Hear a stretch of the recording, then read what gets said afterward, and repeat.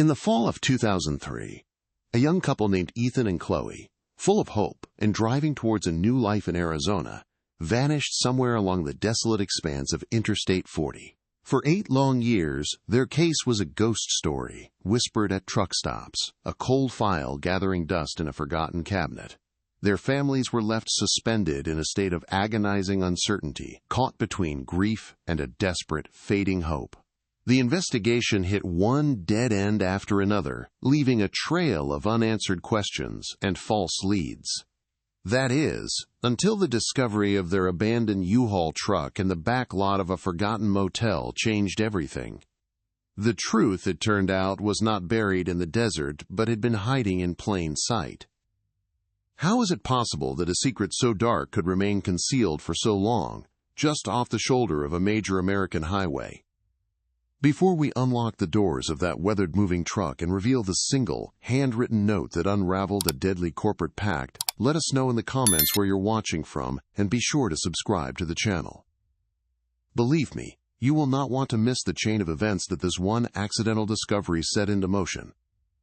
It's a story that proves that sometimes the most profound truths aren't found by detectives in interrogation rooms, but by ordinary people stumbling upon the forgotten remnants of a life cut short. The contents of a single cardboard box, left behind in that truck, would ultimately expose a conspiracy that reached far beyond a simple disappearance, rewriting the entire narrative of what happened to Ethan and Chloe on that lonely stretch of road. Ethan was the quiet anchor of their partnership. At 28, he was a brilliant civil engineer, a man who saw the world in logical, structured terms. Raised in a blue-collar family in Cleveland, Ohio, he had worked tirelessly to earn his degree and had just landed a dream job with a major construction firm in Phoenix. He was methodical, reserved, and possessed a deeply ingrained sense of right and wrong, a trait that, unbeknownst to him, had already set him on a collision course with powerful people. For Ethan, this move was the culmination of everything he had strived for, a chance to build not just bridges and buildings, but a stable, prosperous future for the woman he loved. His pragmatism was the foundation upon which their shared dreams were built, a steady hand guiding them toward the horizon. Chloe, at 26, was the vibrant heart of their union. An art restorer by trade, she saw the world in color, texture, and emotion. Where Ethan was grounded and analytical, Chloe was expressive and deeply connected to her family back home. She dreamed of opening her own small restoration studio in Phoenix's burgeoning Roosevelt Row Arts District, a place where she could breathe life back into forgotten masterpieces. Her infectious optimism and outgoing nature were the perfect counterpoint to Ethan's quiet strength. She was the one who documented their journey, who called her parents with joyful updates, and whose laughter filled the cab of their car. This move wasn't just a career step for her. It was an adventure, a blank canvas on which she and Ethan would paint the rest of their lives together, side by side. Their journey was more than just a cross-country move. It was the physical embodiment of the American dream. Every box packed into that U-Haul truck contained a piece of their past and a promise for their future. There were wedding gifts, art supplies for Chloe's future studio, engineering textbooks Ethan couldn't part with, and a box of photos that chronicled their love story. They were leaving behind the familiar gray skies of Ohio for the endless sun of the Sun Belt, chasing not just professional success but a life defined by new beginnings. They represented a universal hope that with hard work, love, and a bit of courage, you could build the exact life you wanted. It was this pure, unguarded optimism that made their subsequent disappearance so profoundly tragic. A dream interrupted mid-sentence without explanation or reason. The stage for this tragedy was the vast, unforgiving landscape of the American Southwest in 2003. Interstate 40 stretches across the country like a lonely ribbon of asphalt, cutting through desolate parts of the Texas Panhandle and New Mexico, where towns are few and far between. In an era before ubiquitous technology, this emptiness was a character in itself. Cell phones were simple devices, lacking GPS or internet access. Surveillance cameras on highways were a rarity, and those that existed were often low quality and unreliable. Social media didn't exist to chronicle every stop and every meal. For hundreds of miles, there was nothing but open road and endless sky, a geographical void that could easily swallow a car, a truck, and 2 people, leaving behind no digital breadcrumbs and forcing any investigation to rely on the fallible memories of transient witnesses. The last time anyone heard from them was a brief, cheerful cell phone call. From a brightly lit truck stop near Amarillo, Texas, Chloe called her parents. Her voice, relayed through the spotty connection of a mid-2000s phone, was filled with a weary excitement. She told them they were making good time and joked about Ethan's meticulous, by-the-book driving. She described the endless plains outside her window and promised, without a hint of concern, that she would call them the moment they pulled into their new apartment in Phoenix. She said she loved them and that the next time they spoke, she'd be calling from her new home. That was the end. The call dropped, the line went silent, and that simple promise became a haunting echo that would torment her family for nearly a decade. They left the truck stop with Ethan driving their car and Chloe following behind in the U-Haul, 2 small sets of headlights disappearing into the immense darkness of the Texas night. The hours began to stretch. The expected arrival time in Phoenix came and went. Morning broke over the Arizona desert, but no call came. Chloe's family, initially patient, began to feel a knot of dread tighten in their stomachs. They called her cell, then Ethan's. Both went straight to voicemail. They called hospitals, highway patrols, and local police departments along the route. No accidents had been reported. No one had seen them. It was as if somewhere along those 600 miles of highway, the earth had simply opened up and swallowed them, their car, and their truck whole, leaving not a single trace behind. The initial police investigation was a study in frustration and missed opportunities. Handled by a patchwork of jurisdictions across Texas, New Mexico, and Arizona, the response was disjointed and slow. Without a clear crime scene, a body, or any evidence of foul play, authorities entertained the theory that the young, successful couple had simply run away.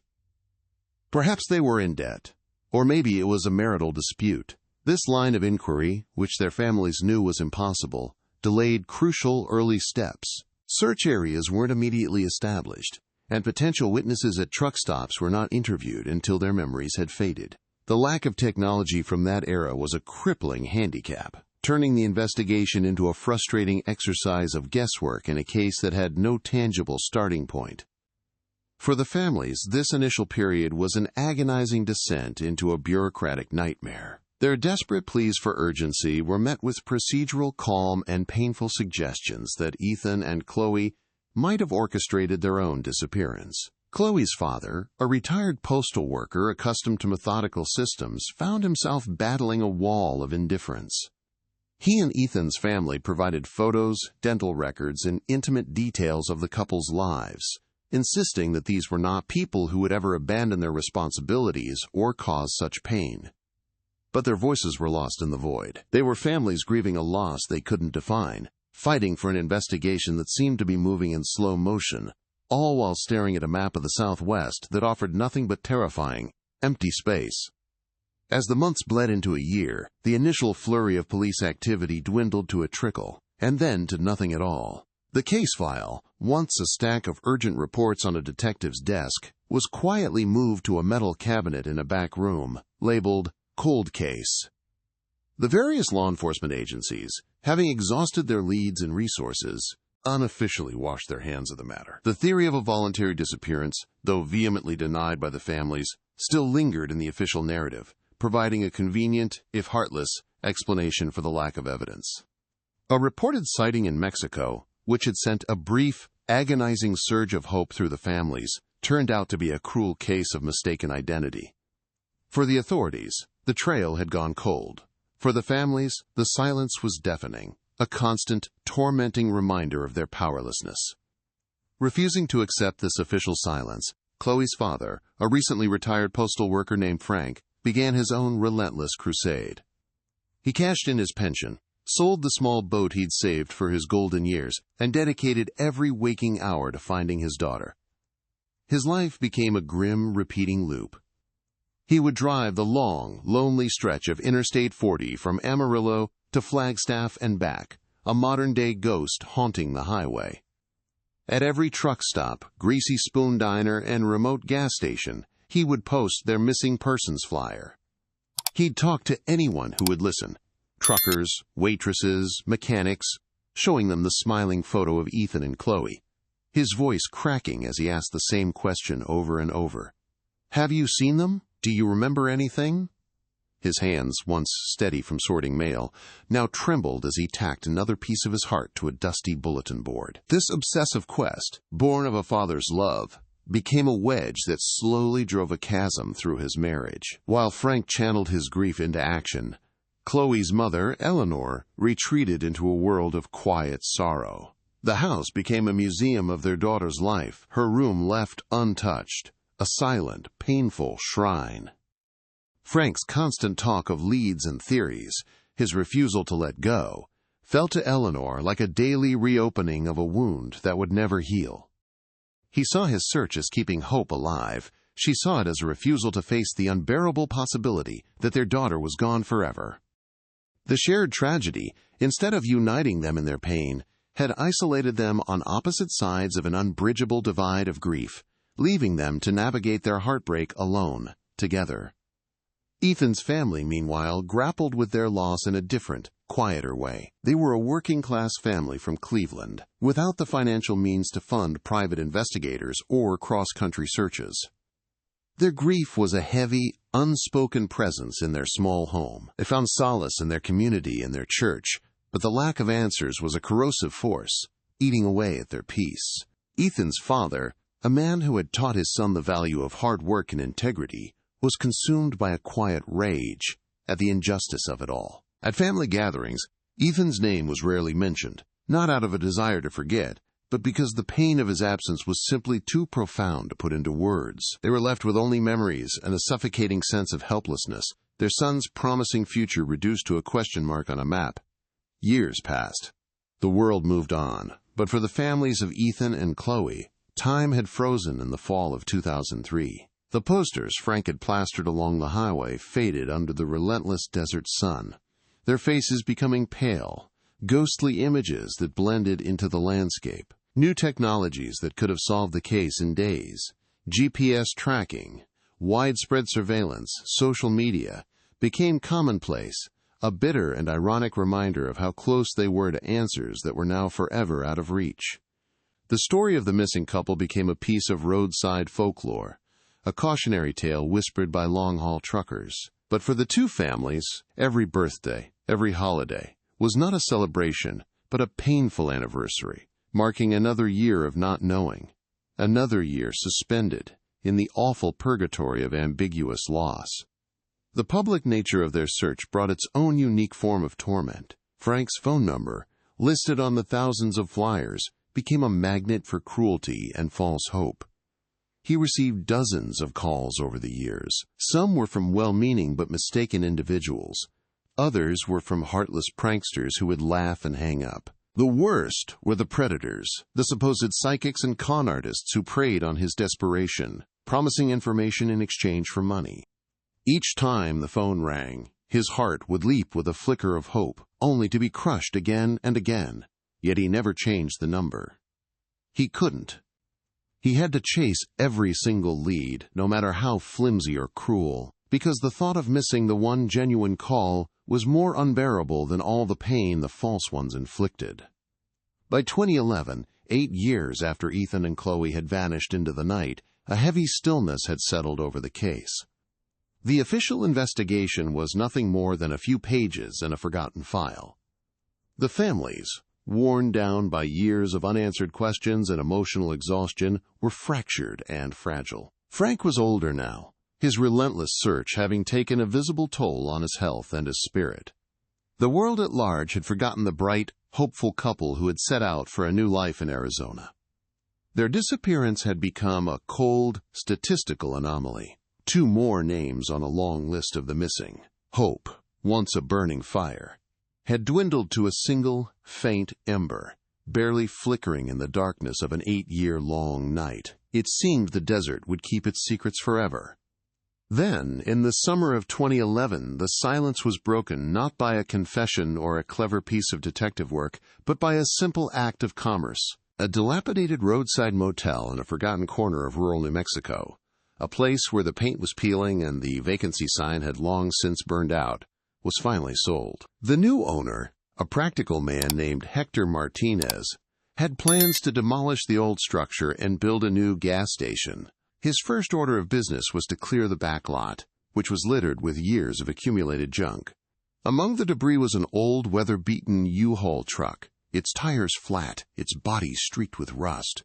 For 8 years it had sat there, an anonymous monument to neglect. To Martinez, it was just an eyesore, one more thing to be hauled to the junkyard. Following protocol, Martinez called the local state police barracks to have the vehicle identification number checked before it was scrapped. It was a routine call, the kind of bureaucratic task that fills an officer's slow afternoon. But when the trooper ran the VIN through the national database, an alert flashed across his screen. It was an old flag, an informational hold linked to a multi-state missing persons case from 2003. The names Ethan and Chloe surfaced from the digital depths, jolting the quiet dispatch office. The trooper, who had been a rookie back when the flyers first went up, felt a jolt of recognition.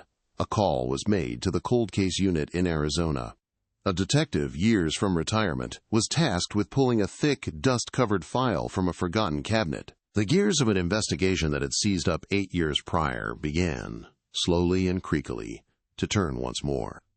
When investigators arrived at the motel, the scene was underwhelming. This wasn't a pristine crime scene preserved in time. It was a testament to decay. The U-Haul truck slumped in the dirt, a relic of a different era. The lock on the rear door was so rusted that it had to be cut away with bolt cutters. With a loud, groaning shriek of metal, the heavy door was rolled up, revealing the dark, cavernous space inside. The initial wave of anticipation quickly crashed into a wall of disappointment. The truck was almost completely empty. There was nothing but a thick layer of dust, a few scattered packing peanuts, and the musty, stagnant smell of air that hadn't moved in nearly a decade. It felt like another dead end, a final, cruel trick in a case full of them. The truck, it seemed, was as empty as the investigation had been for years. But in the far front corner of the cargo bay, tucked away in the shadows, as if deliberately overlooked, sat a single, sealed cardboard box. It was an ordinary moving box, reinforced with yellowing packing tape. On the side, written in a neat, feminine script, were the words, "Photos/Memories." It was the only item left behind, the sole remnant of a life packed up for a journey that was never completed. Investigators treated it with a reverence usually reserved for more obvious evidence. This small, unassuming container was the first tangible link to Ethan and Chloe found in 8 years. It was carefully photographed, logged, and transported back to the state crime lab. The entire weight of the renewed investigation, all the fragile hopes of 2 grieving families, now rested on the contents of that one forgotten box. Under the sterile, unforgiving lights of the forensics lab, the tape was carefully slit and the box was opened. Inside, cushioned by old newspaper, was a single item, a large, white, leather wedding album. An officer gently lifted it out and began to turn the thick, plastic-covered pages. It was a deeply poignant, almost voyeuristic experience. There was Ethan, looking nervous and impossibly young in his tuxedo. There was Chloe, radiant in her wedding dress, her smile lighting up the photograph. Page after page chronicled their love story, from candid shots at their engagement party to the formal portraits with their families. The final photograph was a joyful, chaotic image of the couple running out of the church, showered in rice, and beaming with the unshakable optimism of a future they believed was guaranteed. It was a beautiful, heartbreaking time capsule. As the lead investigator was about to close the album, he noticed the final page didn't lay perfectly flat. There was a slight bulge behind the photograph of their grand exit. He carefully slid the picture out of its plastic sleeve. Tucked behind it was a small, folded piece of notepaper. He unfolded it to reveal a few short lines, written in a hurried, shaky script that was difficult to read. The words, when he finally deciphered them, sent a chill through the room. The engineer knew too much, it read. The deal was for the documents, not their lives. In an instant, the entire narrative of the case shattered. This was no random highway crime. This wasn't an accident or a simple robbery gone wrong. This was a targeted, premeditated act. The engineer had to be Ethan. The note was a message from a ghost, a voice from the past rewriting its own ending. The discovery of the note was the spark that ignited a firestorm. The languishing cold case was instantly transformed into an active, high-priority conspiracy investigation. The phrase "knew too much" shifted the focus entirely away from the desolate stretch of I-40 and squarely onto Ethan's life and career back in Ohio. What could a 28-year-old civil engineer possibly know that would get him and his wife killed? The words, the deal, and the documents suggested a transaction, a planned interception on that lonely highway that had spiraled into a double homicide. The investigators now had a motive, however cryptic. They weren't just looking for missing persons anymore. They were hunting for the people who had made a deal, the people who wanted those documents, and the people who had ultimately taken their lives to keep a secret buried. With the note as their Rosetta Stone, the investigation pivoted on a single, searing question. What did Ethan know? The focus shifted 1,000 miles east, from the desolate plains of New Mexico back to the industrial heartland of Cleveland, Ohio. Detectives from Arizona and New Mexico began a coordinated effort with Ohio law enforcement, their first stop being the corporate headquarters of North Star Construction, the firm that had been so eager to bring Ethan to Phoenix. They needed to understand the world he was so desperate to leave behind. What they found was a polished facade of corporate success, a company lauded for its role in rebuilding the city's infrastructure, a place that, on the surface, had no secrets to hide. Every inquiry about Ethan was met with carefully worded statements of sorrow and confusion from the company's PR department. The CEO of North Star Construction, a charismatic and politically connected man named Marcus Thorne, agreed to meet with investigators. In a sprawling corner office overlooking the city, Thorne presented the perfect image of a concerned former employer. He spoke of Ethan with paternal fondness, calling him a, quote, brilliant, promising young engineer, whose loss was a tragedy for the entire industry. He offered his full cooperation, promising access to any personnel files or project records they might need. His performance was flawless, his sympathy seemingly genuine. But to the seasoned detectives in the room, his composure was almost too perfect, his answers too polished. It was the calm of a man who believed his secrets were buried too deep to ever be found, a man who had underestimated the quiet determination of the engineer he had hired. As promised, North Star provided access to Ethan's employment records, but it was a carefully curated selection of information. Key project files were suddenly, quote, archived off-site or tied up in legal red tape. The company's lawyers were polite but firm, creating a bureaucratic wall that slowed the investigation to a crawl. Frustrated by the corporate stonewalling, detectives turned their attention back to the one place Marcus Thorne couldn't control, Ethan's family. They revisited his parents, asking a question that had seemed irrelevant 8 years prior. Did Ethan leave anything behind in his old room? A computer, old notebooks, anything at all? His mother, her eyes filled with a familiar pain, led them upstairs to a room that had remained a perfect shrine to her lost son, unchanged since the day he left for Arizona. In the corner of the room, collecting a thick layer of dust, sat an old beige tower PC, a relic from a bygone technological era. To the family, it was just another painful memory. To the investigators, it was a potential digital time capsule. The hard drive was carefully removed and sent to the FBI's cyber forensics unit in Quantico. It was a long shot. The technology was ancient, and data could have degraded or been wiped clean. But it was their only hope of circumventing Thorne's corporate fortress. As they waited for the results, a tense quiet fell over the investigation. They were searching for the digital ghost of a man who had been dead for 8 years, hoping he had left behind a clue, a single file that could tell them what he knew that was worth killing for. Days later, the call from Quantico came. The forensic team had worked miracles, painstakingly recovering fragments of data from the old drive. Buried deep in the unallocated space, they found the digital remnants of deleted emails, not from Ethan's company account, but from a private, encrypted email address he had created just weeks before his disappearance. The emails were a conversation between Ethan and a trusted former professor from his university. In them, Ethan laid out his growing unease about a major project he had been working on, the structural integrity of a new municipal bridge. He wrote about falsified material reports and unexplained budget discrepancies, expressing a deep-seated fear that the company was cutting corners in a way that could have catastrophic consequences. The emails were the first crack in Marcus Thorne's wall of denial. Ethan had discovered a massive fraud.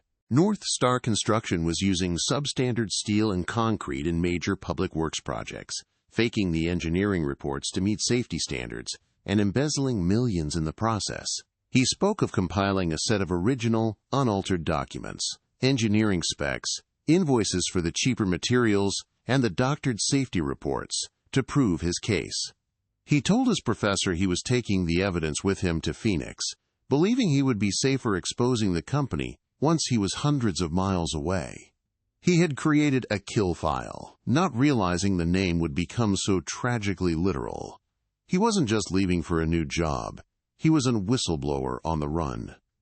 The professor, when contacted by the FBI, confirmed the entire story. He was an elderly, respected academic who had been haunted by his last conversation with his former student. He had urged Ethan to be cautious, to go to the authorities immediately, but Ethan was afraid. He believed Thorne's political connections made him untouchable in Ohio. The professor provided the investigators with his side of the email chain, which corroborated every detail found on Ethan's hard drive.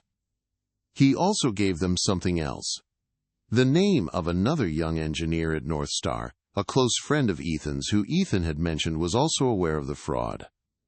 This friend had abruptly resigned from the company just a month after Ethan and Chloe disappeared, and had since fallen off the grid. Finding this second engineer became the investigation's top priority. Using financial records and old addresses, they tracked him to a small town in rural Oregon, where he was living under a different name, working as a handyman. When 2 FBI agents showed up at his door, the man nearly collapsed in fear. He had spent 8 years looking over his shoulder, terrified that the people who had silenced Ethan would eventually come for him. He believed that speaking up would be a death sentence for him and his family. The agents saw not a criminal, but a man trapped by fear, another victim of Marcus Thorne's long and terrifying reach. They offered him full federal protection and immunity in exchange for his testimony. In a secure location, the engineer, whose name was David, finally unburdened himself of the secret he had carried for 8 long years. He confirmed everything. He told them that on the day before Ethan and Chloe left, Ethan had shown him a black leather briefcase. Inside was the kill file, the original documents that could bring down North Star Construction. Ethan's plan was to use it as leverage to ensure his and Chloe's safety, and then turn it over to federal authorities in Arizona. David also revealed a crucial detail. Marcus Thorne had found out about the documents. A junior secretary loyal to Thorne had overheard Ethan talking to David and reported it. Thorne knew Ethan had the evidence, and he knew it was in that briefcase. The puzzle pieces now snapped into place with chilling clarity. The note in the wedding album, the deal was for the documents, not their lives, was suddenly imbued with a terrible, specific meaning. It wasn't a random robbery. It was a targeted interception, a hit ordered by Marcus Thorne to retrieve that black leather briefcase before Ethan could expose him. The plan was never supposed to end in murder. It was meant to be an act of intimidation, a roadside shakedown to retrieve the evidence and silence a whistleblower. But something on that lonely stretch of Interstate 40 had gone horribly, catastrophically wrong. The investigation was no longer just about corporate fraud. It was about a double homicide, and they finally had a direct line to the man who had given the order. Armed with David's testimony, investigators finally had a direct line from Marcus Thorne to the disappearance, but they still lacked the crucial link, the identities of the men who actually intercepted the couple on the highway. They turned to a tool that was in its infancy in 2003 but was now a powerful investigative weapon: historical cell tower data analysis. The FBI's digital forensics team began the painstaking process of mapping every call that pinged off the sparse cell towers along that specific stretch of I-40 on the night Ethan and Chloe vanished. They cross-referenced this data with a list of known associates and low-level enforcers connected to Thorne's corporate security network. For weeks, they sifted through a digital ghost town until they found a faint but undeniable pattern. 2 burner phones activated in Ohio just days before the disappearance, traveling in tandem along the highway and going permanently dark just hours after Chloe's last call. One of those burner phones had made a single brief call to a number registered to a man named Ray Kozlek, a former security guard for North Star with a history of petty crime. 8 years later, investigators found him working as a night watchman at a warehouse in El Paso, Texas. He was a shell of a man, haunted and jumpy, his life defined by a constant, gnawing paranoia. When federal agents approached him, he didn't put up a fight. The look on his face wasn't one of surprise, but of a grim, weary resignation, as if he had been waiting for this knock on the door every single day for the past 8 years. In the sterile quiet of an interrogation room, faced with irrefutable cell phone data placing him on that highway, on that night the dam of his silence finally broke. The story he told was even more senseless and tragic than the investigators could have imagined. Ray confessed that he and another man, a more violent associate named Vic, were hired by Thorne's head of security. The job, as it was explained to them, was simple and clean. They were to retrieve a briefcase containing, quote, stolen company property from a former employee. Thorne's man was explicit. No one was to be hurt. They were to stage a roadside stop, intimidate the engineer, take the case, and disappear. They were paid $10,000 each for what was supposed to be a 30-minute job. To Ray, it was easy money, a quick score that would solve his debt problems. He claimed he had no idea what was in the briefcase, and he didn't care. He was just a hired hand, a tool in a corporate game he didn't understand, a game whose rules were about to change in the most violent way possible. He described the interception with a chilling, detached clarity. They waited on a dark, isolated exit ramp in the New Mexico desert, a place where no one would see them. When Ethan's car approached, they pulled out and forced him to the shoulder. Chloe, following behind in the U-Haul, pulled over a short distance away, her headlights illuminating the terrifying scene. Ray said Ethan was calm at first, but when Vic pulled a gun, his demeanor changed. He refused to open the trunk where the briefcase was. He wasn't being a hero, Ray explained. He was a man trying to protect his wife, who was watching everything unfold. A shouting match erupted, followed by a struggle. Vic, impatient and volatile, pistol-whipped Ethan, who fell back against the car, dazed, but still defiant. It was the moment the simple plan began to unravel completely. The chaos escalated in a matter of seconds. As Ethan fought back, Vic panicked. A single gunshot echoed through the vast, empty desert night. Ethan collapsed to the ground. From the cab of the U-Haul, Chloe let out a scream that Ray said he could still hear in his nightmares. She threw the truck into drive, trying to escape, but Vic shot out one of her tires, bringing the heavy vehicle to a lurching halt. The plan was in ruins. The simple retrieval had become a murder, and they had a hysterical witness. In that moment of pure, adrenaline-fueled panic, Vic made a decision. He walked over to the U-Haul, pulled Chloe from the cab, and silenced her forever. Ray insisted he never wanted it to happen, that he just stood there, frozen, as a simple shakedown turned into a cold-blooded double execution on the side of a forgotten highway. The rest of the night was a frantic, desperate scramble to erase what they had done. They put both bodies in the trunk of Ethan's car and drove for hours deep into the barren landscape until they found what they were looking for: an old, abandoned mine shaft, a deep, dark hole in the earth. It became an unmarked grave for a young couple and all their future dreams. Next, they dealt with the car, driving it to a remote reservoir and pushing it into the deep water. watching it sink until the bubbles stopped. The U-Haul was the last problem. They drove it to the nearest town, found the rundown motel, paid the owner in cash for a year's worth of parking, and walked away, melting back into the night. The briefcase, the catalyst for all this bloodshed, was delivered to Thorne's man at a truck stop the next day. The job was done. With Ray Kozlek's videotaped confession, the final piece of the puzzle clicked into place.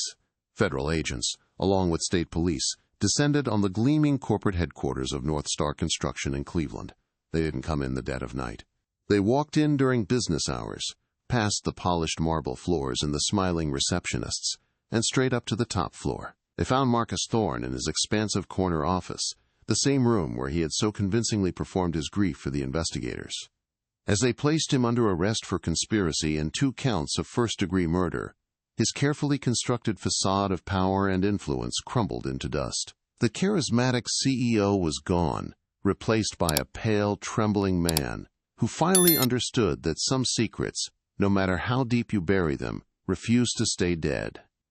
The trial of Marcus Thorne was a media spectacle that gripped the nation. It exposed the rot at the heart of a company once celebrated as a pillar of the community. Thorne's defense team tried to paint him as a victim, a man unaware of the actions of rogue employees. They portrayed Ray Kozlek as a desperate liar, trying to save his own skin. But the prosecution's case was a fortress of evidence. David's damning testimony about the kill file, the recovered emails from Ethan's old computer, the irrefutable cell tower data, and, most powerfully, Ray's detailed, chilling confession. Every day in court, the families of Ethan and Chloe sat in the front row, their faces a stoic mask of grief, forcing the jury to look into the eyes of the people whose lives Thorne had shattered for the price of a briefcase and a secret. The verdicts were delivered after only a few hours of deliberation. Marcus Thorne, the powerful CEO, was found guilty on all counts, including 2 charges of first-degree murder under the felony murder rule. He was sentenced to 2 consecutive life sentences without the possibility of parole. Vic, the man who pulled the trigger, received the same sentence. Ray Kozlek, in exchange for his full cooperation, was sentenced to 25 years, a measure of leniency that the families, in a stunning act of grace, publicly supported. North Star Construction, buried under an avalanche of lawsuits and federal investigations, collapsed into bankruptcy within months, its name becoming a byword for corporate greed and corruption. The scandal sent shockwaves through Ohio politics, ending the careers of several officials who had been in Thorne's pocket. Following the confession, one of the most somber and difficult tasks began: the recovery of Ethan and Chloe's remains. A specialized team was dispatched to the remote, abandoned mine shaft in the New Mexico desert. The operation was slow and meticulous, a quiet, respectful effort under the harsh sun. For 2 days, the families waited at a nearby command post, a silent, agonizing vigil. Then, the call came. They had found them. For Frank and Eleanor, and for Ethan's parents, it was the moment they had both dreaded and prayed for. The abstract horror of the last 8 years had suddenly become a tangible, heartbreaking reality. The uncertainty was over, but in its place was the final, crushing weight of the truth. They finally had their children back, and they could finally bring them home.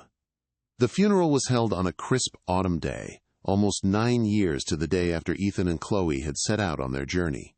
It was a joint service, a final union for a couple who had been inseparable in life.